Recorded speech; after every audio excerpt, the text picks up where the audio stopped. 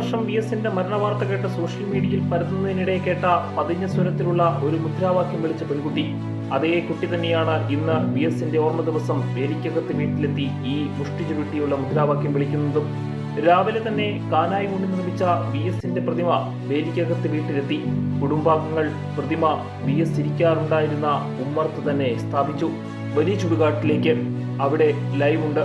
MV Govindan master പതാക ഉയർത്തുകയും VSന്റെ സ്മൃതി കുടീരത്തിൽ പുഷ്പാർച്ചന നടത്തുകയും ചെയ്തു. റിപ്പോർട്ടറിലെ സജിത് കുമാർ, 24-ലെ അശ്വിൻ പാലാഴി, ബിഗ് ടിവിയിലെ ശ്യാംകുമാർ, മനോരമയിലെ റോയ് കൊട്ടാരച്ചിറ, ഒപ്പം മനോജ് കുന്നുനിറയും.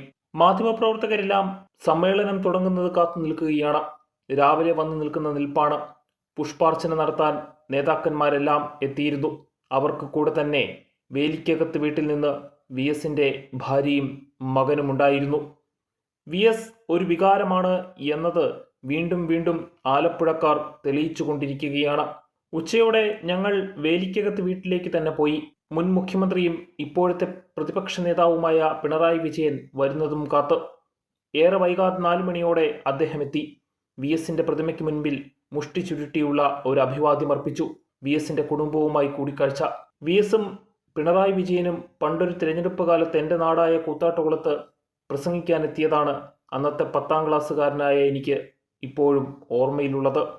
വീടിൻ്റെ ചുറ്റുമതിലിലും VS നടന്നു തീർത്ത വഴികൾ വരച്ചിട്ടിരിക്കുന്നത് പിണറായി വിജയൻ കൗതുകത്തോടെ നോക്കി. പുന്നപ്പറ വയലാർ രക്തസാക്ഷികളുടെ ഓർമ്മകളിരമ്പുന്ന വലിയ ചുടുകാടിൽ സമ്മേളന വേദിയിലേക്ക് പിണറായി വിജയനെത്തി. കേരള രാഷ്ട്രീയത്തിൽ ഒരു ശക്തമായ പ്രതിപക്ഷം വരാൻ പോകുന്നതിൻ്റെ എല്ലാ മുഴക്കവും കേൾക്കുന്ന പ്രസംഗമായിരുന്നു.